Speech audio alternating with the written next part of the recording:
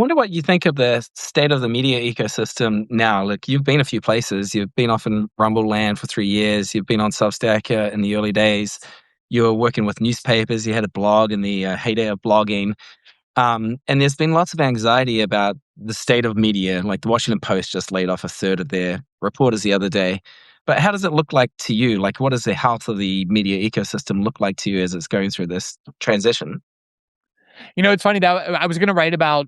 That was my other topic I almost wrote about today, were these Washington Post layoffs and exactly what you just asked about. But I just thought, starting like with an article about how much corporate media sucks would be just a little too like predictable and self-serving. So I'll probably write that tomorrow or Wednesday, but or whatever today is, tomorrow or Friday. But you know, these layoff rituals, which we've seen so many times, and the Washington Post one was, by far the most traumatic for people because of its size, because of what it meant for the Washington Post, this like beloved institution, at least among media professionals, or at least among some. It's what always happens is you have this kind of personal trauma, which is very real. I mean, people lose their jobs that they've had for a long time. That is upsetting. I totally understand that. No minimizing that at all. And then it's usually followed by this very self-important, unified decree that one of the reasons it's so terrible when journalists get laid off is because these journalists in corporate media are performing such a vital, crucial, essential role that when they lose their jobs, it's not just bad for them, but bad for democracy, bad for America, bad for the world.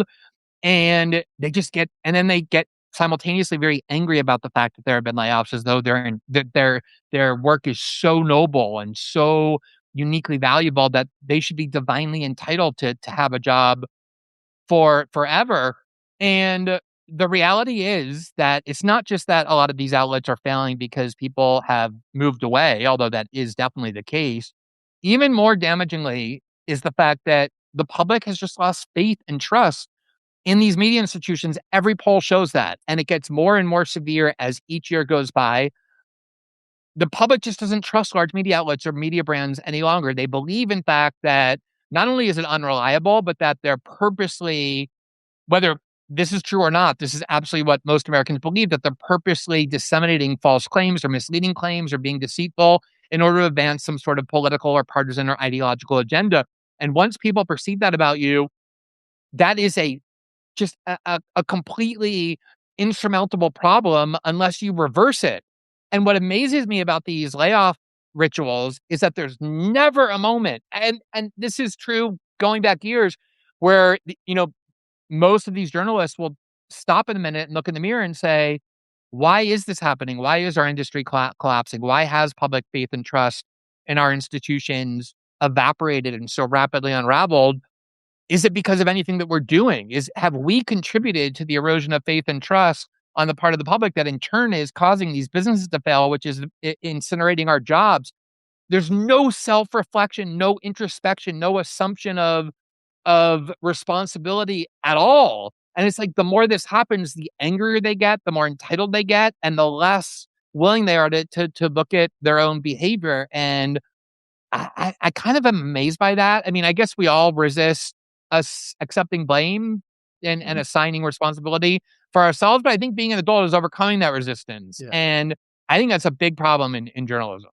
I've talked to some people in this position that I would describe as having reached the bargaining phase of grief, where they say, okay, I understand that there's been this big loss of trust, and I'm willing to accept that we've had a hand in that and that we need to reform. And I've diagnosed the problem, and I think the problem is we haven't explained ourselves well enough just how vital and important we are and how much of a key, pillar of democracy this work is. And if we only explain just a little better why we are so great, that's the flaws. Like, we haven't kind of like sold the thing enough. And it strikes me that I think I maybe agree with the core point you're saying of, if you can't reckon with the underlying cause, you're not going to have a hope of fixing it. But what would you say to people? Like, I've seen a turn in the past couple of years, maybe, where some people who previously were really big critics of the legacy media have made an argument that says, look, we've kind of gone out of the frying pan into the fire here. Yes, maybe the legacy was corrupt in these ways. It had these problems. It had this trust deficit. But look at where we are now. look at where people are following everybody on YouTube and everybody on Rumble and everybody on Substack, and the breadth of what you can get ranges from, yes, very excellent, very principled, very good stuff, all the way to crank lunacy. And you might say that for all of the faults of the legacy media, the new unrestricted thing is worse, and that there's people who are just so off the deep end that this is actually a step backwards. What would you say to those people? I think, first of all, that even people who are critics of legacy media or people inside corporate media who are willing to go even further than, oh no, we're doing a great job. The problem is people just don't appreciate what a great job we're doing, which has become the tool that institutions use to take responsibility to the extent they ever do. Like during the Biden administration, polls showed overwhelmingly people hated the economy, felt like it was endangering their economic security. And all Democrats were really willing to say was, oh no, the problem here is that we actually doing amazing things for them. They ought to feel gratitude. They just don't appreciate it yet. They don't realize how good they have it, how much gratitude they should have for us. And the only thing we need to improve is our ability to communicate to them how great we are. And that has become that. But I think even the people willing to go further than that and say, yeah, maybe there's something in corporate media that has kind of gone off the rails a little bit that need to be fixed, don't fully appreciate how bad things have gotten, because you do hear all the time like independent media is filled with conspiracy theories and unfounded claims and things that are fact, and that's all true. Obviously, you can find all sorts of crazy stuff on the internet, including among shows that are or writers who are popular. But at the same time, the New York Times and the Atlantic and the New Yorker lied the United States into a war with Iraq based on claims that anonymous people inside the government told them to write down, which they dutifully did, and they turned out to be totally false. And then we went through the 2008 financial crisis, which was like a massive institutional failure on the part of every center of authority in the United States, followed by, falsehoods about COVID and all sorts of things about Russiagate and Trump and the Hunter Biden laptop, and just people feeling like they've been fed not just slightly inaccurate claims, but that they've been just radically lied to in very damaging ways. And so, yes, it's fine to say, okay, look, we're the New York Times, we're the Washington Post, we're NBC News. We get things wrong, but we're not like crazy, conspiracists. We're not like off the deep end with falsehoods like these people that you can find on the internet. It may not be as glaring because typically they reflect establishment wisdom. So it always seems like they have one foot in sort of reality.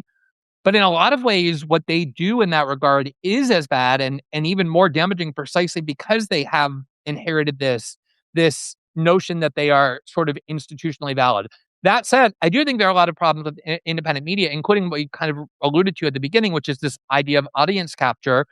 If your audience is the one that's paying your bills, you're going to be afraid to alienate your boss or alienate advertisers or billionaires who finance you. You might be scared to alienate them because you might lose subscribers, and you probably will. But and that is a huge problem because that keeps people captive to the wants of their readers, and they end up feeding them even things that they know aren't true. Mhm. And like I said, you can get short-term benefit from that, but I think long-term credible independent media requires a willingness on the part of people to alienate their audience at times if they believe it's necessary to be honest. And over time, that will build up that trust in independent media.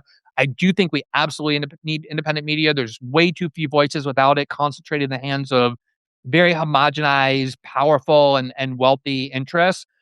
Independent media is crucial, which is why I think free speech online is such a paramount cause, because without it, independent media can't exist.